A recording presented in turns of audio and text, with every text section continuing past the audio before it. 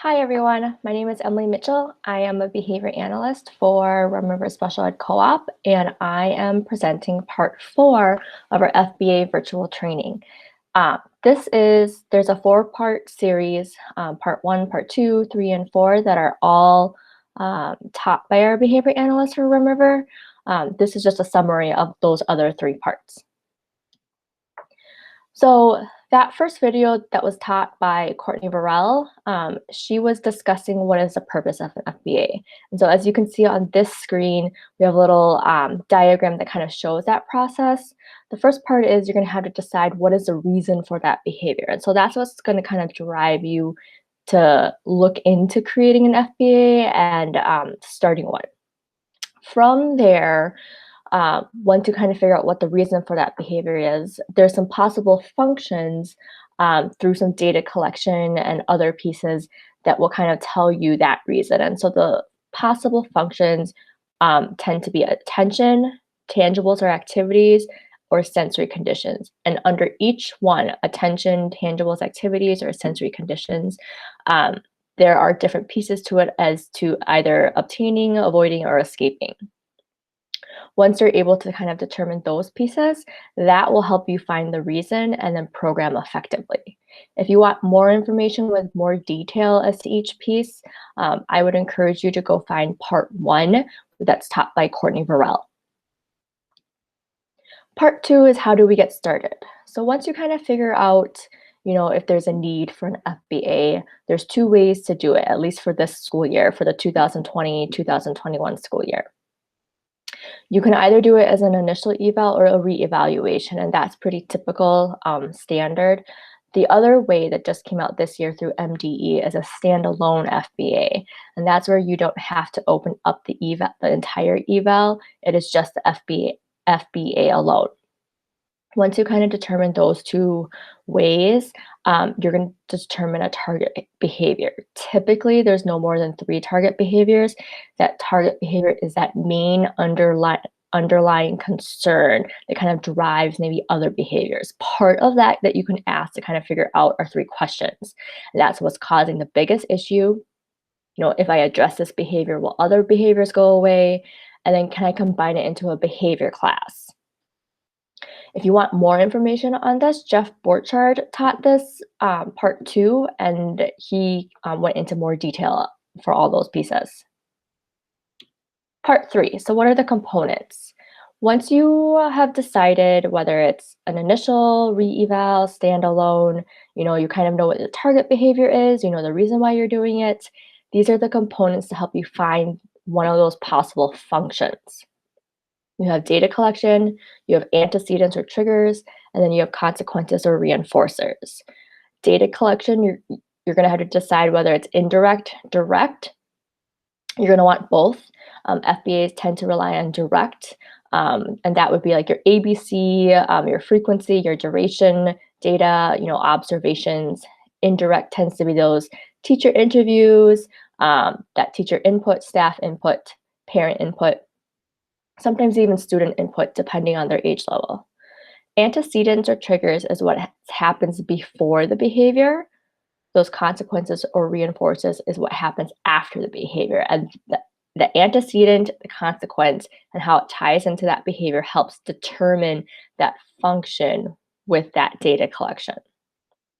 As you have all these components, other factors to consider are environmental factors, the number of students and staff in the room, what are classroom expectations or what are their rules.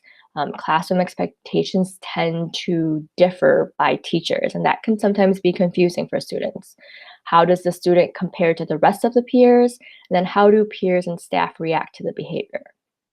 For more information that has more detail, especially towards that data collection, Jennifer Lindquist put on part 3. I would encourage you to find that one for more information. In summary, how do we put all of this together? So how does part 1, part 2, part 3 kind of all come together? You're first going to determine that purpose for the FBA. Once you do that, you're going to determine if you're going to do that through a eval, a re-eval, standalone. What is a target behavior? How are you going to collect that data? And then what does that collected data tell you? you're going to piece those different components together. And once you do that, that's going to tell you what the function is.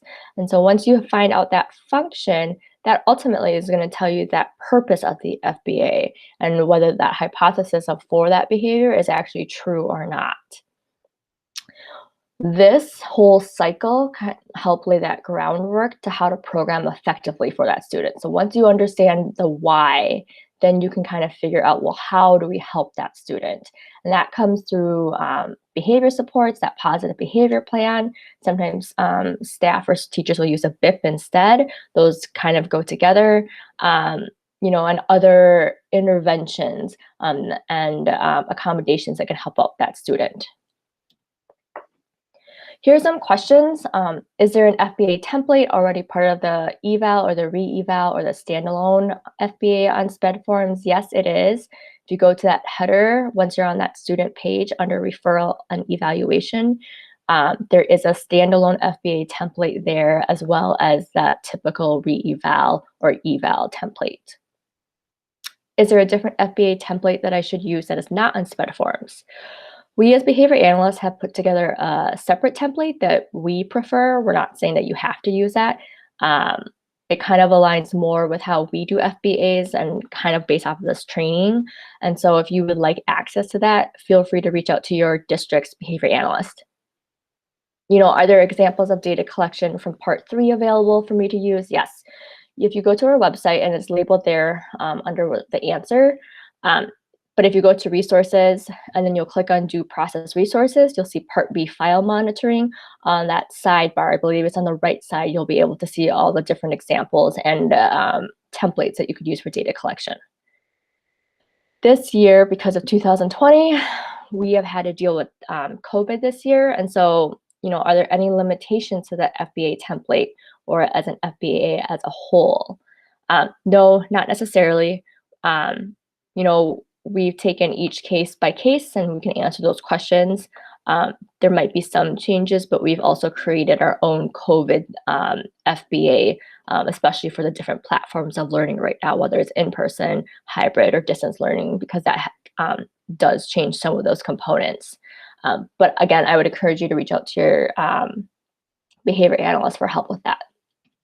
Some final thoughts. So all the different parts that we discussed, parts 1, 2, 3, and 4, that is an FBA. All of those need to be part of that initial FBA or a standalone FBA. As a reminder, an FBA is not just part of EBD criteria.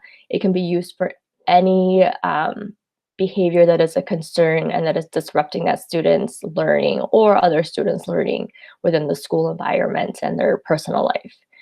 Again, FBAs help set a foundation for those positive behavior supports and other behavior-based interventions, and oftentimes that aligns with that target behavior in the sense that we find an alternative behavior that we want to see.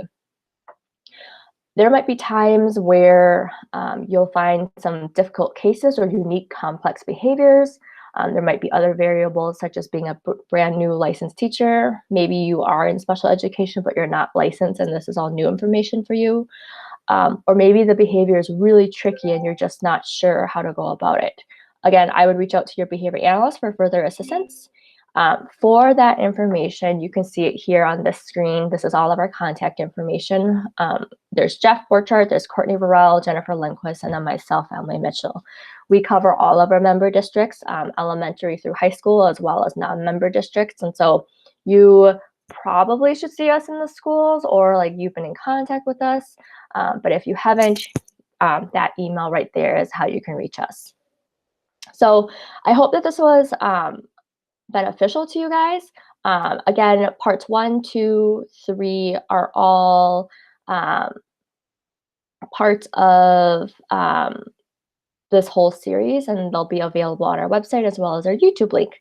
Thanks.